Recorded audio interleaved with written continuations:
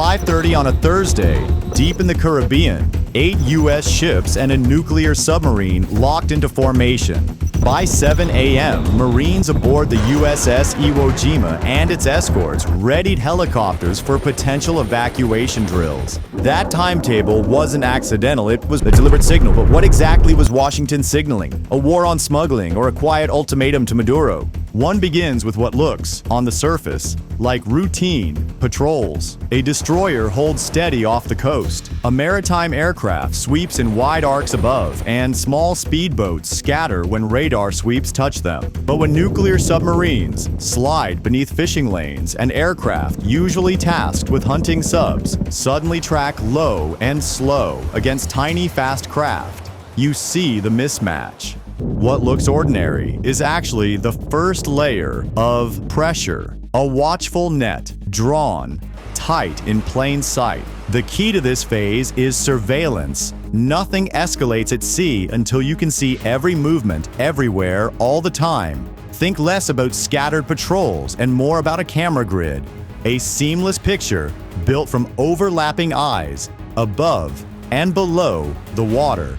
Through that lens, Washington frames the operation as protecting commerce and intercepting drug routes. From Caracas, the same scene looks like a measured rehearsal for containment. The P-8 Poseidon is purpose-built to track submarines at long ranges, yet here it's flying low, scanning for smugglers' speedboats instead of deep-diving submarines. Radar sweeps paint a vast cone, mapping anything fast, small, and potentially loaded with contraband. Every trace flows to a combat system designed for instant sharing, where no report exists in isolation. One sensor spots, and everyone in the formation knows. Aegis-equipped Arleigh Burke destroyers anchor that grid. By holding positions along Venezuela's coastal approaches and locking radar on maritime choke points, they mirror every irregular movement. A fishing cluster breaking apart, a skiff pushing fuel, a group edging close without pattern.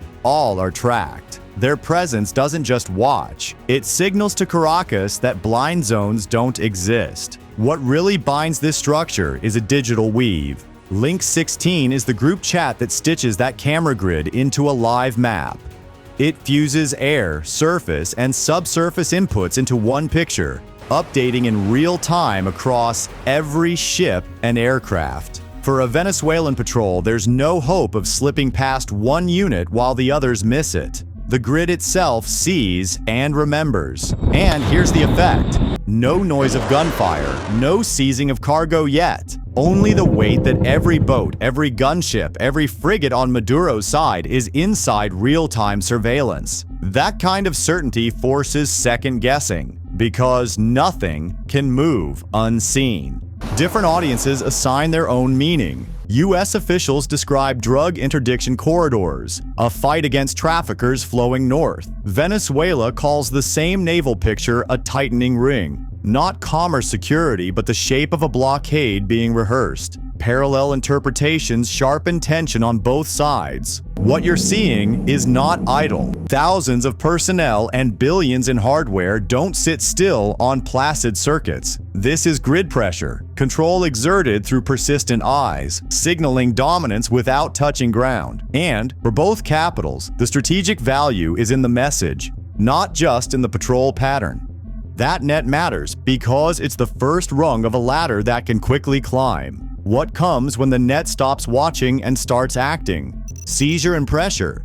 2 is where the net stops being only eyes and starts reaching out its hands. Once every small craft has been tagged, tracked, and classified, the mission shifts from surveillance to direct contact. The name for that step is Visit, Board, Search, and Seizure. VBSS. Picture a destroyer easing alongside a suspect vessel. A rigid, inflatable boat drops into the water carrying an armed team in helmets and body armor. They close fast, mount the hull, and push into compartments. On paper, it's law enforcement at sea.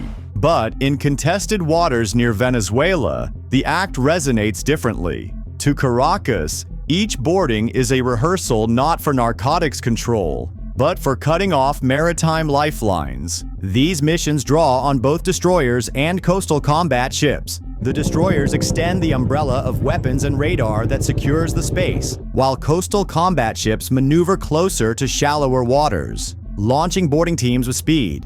Together, they form a flexible pairing able to intercept almost any craft moving between Venezuelan ports and the broader Caribbean trade routes. For many observers, the image echoes anti-piracy campaigns off Somalia. Boarding parties there storm trawlers and speedboats to break supply chains. But here the stakes run well beyond freelance raiders. It's a sovereign coastline, linked to crude oil exports, foreign backers, and military supply ties to Russia and Iran. That means each VBSS carries layers of meaning, a public scene of counter-narcotics enforcement that doubles as a demonstration of embargo capability.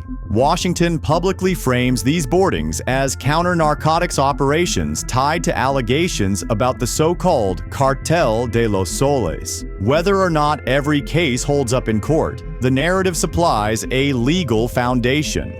By casting seizures under that umbrella, U.S. commanders employ warships under the cover of law enforcement language. This is deliberate. It blurs lines in ways that are difficult for rivals to challenge without appearing to defend smuggling networks outright. And the blurring works as pressure in itself. Sometimes the boat taken down carries drugs. Sometimes it doesn't. But the ability to stop, search, and detain, with U.S. teams operating within visual range of Venezuelan shores, sends a message of control. Each action is captured by cameras and radar logs, broadcast as proof of authority. For Washington, that becomes international credibility. For Caracas, it looks like practice for stopping oil tankers and tightening export choke points. The research suggests these seizures are meant to coerce behavior while avoiding a formal blockade. Coercion without occupation. That's the strategy. By stopping smugglers one day, Washington proves it could halt sanctioned shipments the next. The intent may be limited, but the capability shown is not. Close-range encounters magnify the risk. A U.S. team approaches. Venezuelan patrol craft shadow them. Weapons visible. Orders crackle over radios. One move too fast, one weapon raised at the wrong instant, and an interdiction flips into a firefight.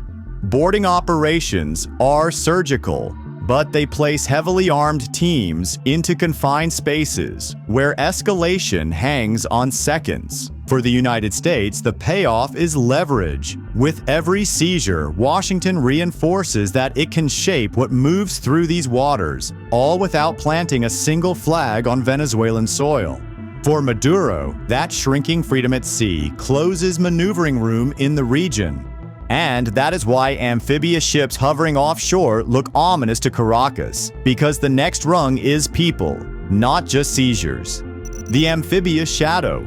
3 is where the quiet presence offshore turns into something heavier. An amphibious group sits over the horizon, its steel decks loaded with options. Inside are hundreds of Marines, helicopters fueled, and rotors-ready landing craft held in their bays. You might not see a single hull from shore, but radar in Caracas does. That visibility is the point. The amphibious shadow does not pretend to stay hidden. It hangs just close enough to remind everyone what could come next. At the center of this formation is a helicopter assault carrier, supported by dock landing ships and escorts. On board rests the 22nd Marine Expeditionary Unit, a package able to lift thousands of personnel. It is trained in evacuation, port security, and coastal pressure scenarios. Unlike a destroyer that projects firepower at distance, this amphibious force projects people. When troops can move ashore within hours, it shifts the entire equation. Options expand, from watching and seizing to the much more tangible threat of rapid deployment. Officially, Washington frames this posture as readiness. It prepares for humanitarian evacuations, disaster relief, or contingencies involving diplomatic compounds and citizens. Those roles are not false. The same helicopters that can land infantry can just as easily lift civilians. Still, from Caracas, the picture looks very different. To Venezuelan planners staring at those radar returns, this does not read as neutral contingency. It looks like rehearsal, a practice run for gaining a foothold. The contrast between how it is described and how it is perceived drives tension higher. Air mobility is the hinge of this capability. CH-53 heavy-lift helicopters matter because they can sling-load vehicles, carry supplies, and move large squads directly ashore. They cut down reaction time and void the need for fixed ports or runways.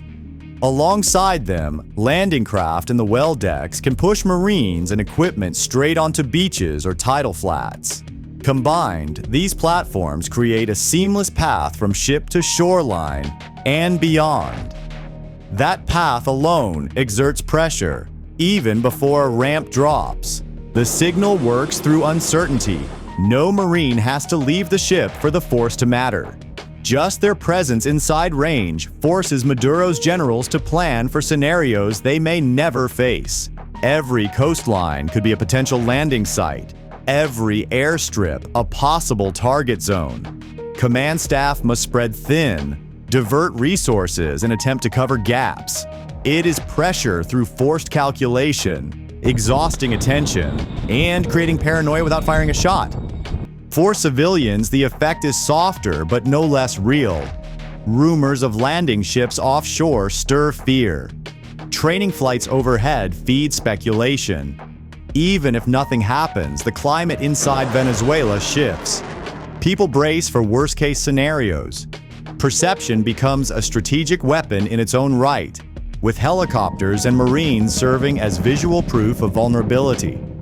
Coastal combat ships fold into that equation by patrolling near terminals or approaches under the banner of keeping lanes open. In practice, their patrol lines can act like moving chalk marks, zones where Venezuelan craft hesitate to enter.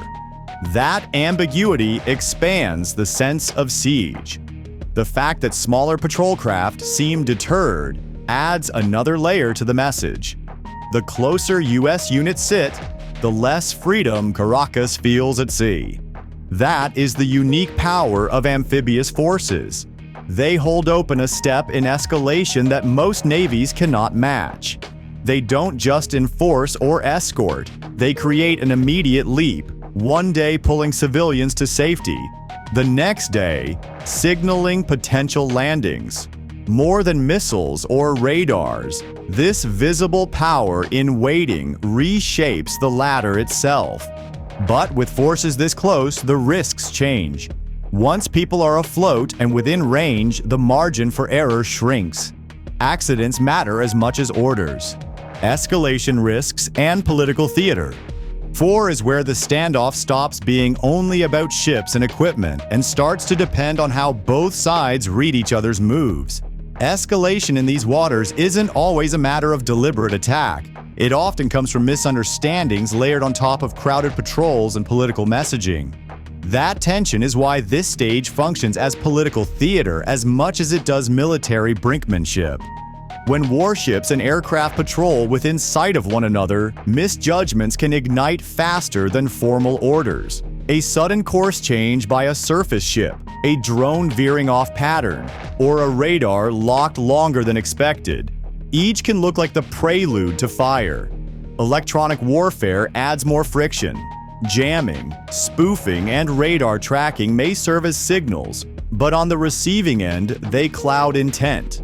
And history reminds us that close shadowing operations have brushed the edge before. NATO and Russian aircraft once chased each other over the Black Sea so tightly that alarms screamed in cockpits and near-launch incidents occurred. That same knife's edge now exists in Caribbean waters. The problem compounds when communications fail. A radio dropping out or a screen flickering at the wrong second leaves operators guessing. To one crew, a radar lock may signify surveillance. To another, it looks identical to imminent missile targeting. Neither side wants the first shot, but uncertainty plants the seed for it. What begins as posturing can so easily slip into collision or sudden escalation no one truly orders. Tell us where you're watching from and whether you think this is counter-narcotics or political pressure. Your read on intent is exactly the gap commanders worry about at sea. Venezuela hasn't sat idle in response. Its government has raised patrols along the coastline, put radar operators on high alert, kept unmanned aircraft in the air from rough forward sites, and even mobilized militias to patrol fishing towns with rifles and uniforms.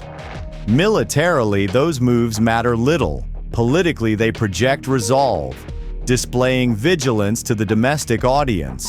Diplomatically, Caracas carries that into the United Nations, framing the U.S. buildup as an infringement on sovereignty and casting itself as the aggrieved party in front of global institutions. Washington replies along two tracks. At sea, it maintains steady deployments of destroyers, coastal combat ships, and marine units. Legally, it links Caracas to organized trafficking networks with charges and legal filings. More than that, it has placed high-value reward offers on regime figures and pressed efforts to pin terrorism-linked designations on their networks.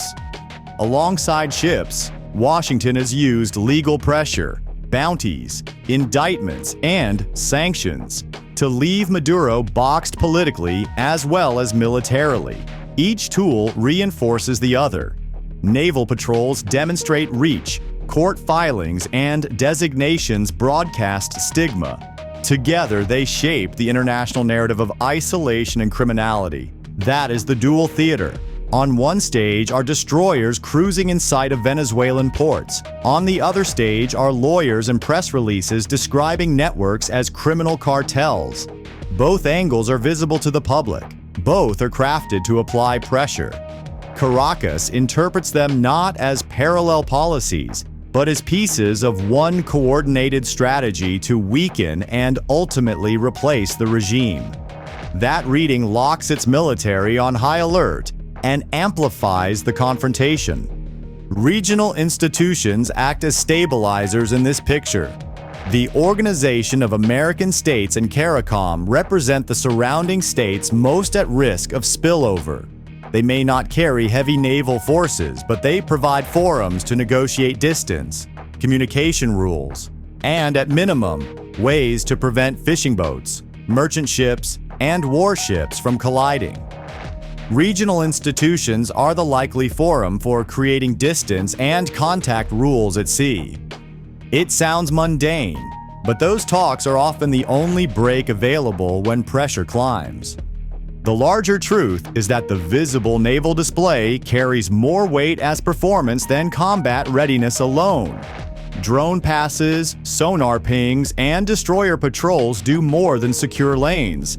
They broadcast stamina for negotiation tables.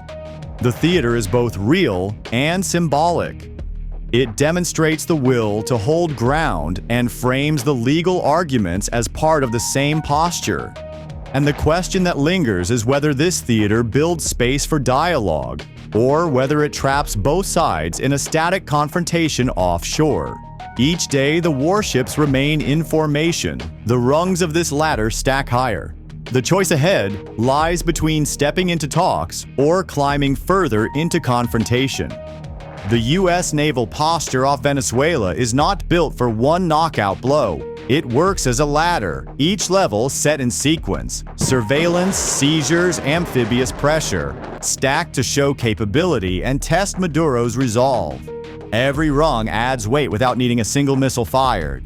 Best case, sustained pressure from the sea creates space for political negotiation. Worst case, a drawn-out maritime standoff that drains resources and intensifies risk over time. The next few weeks will tell which way this ladder bends. If you value sober, timely coverage, like and subscribe. Drop a note where you're watching from and why this matters to you.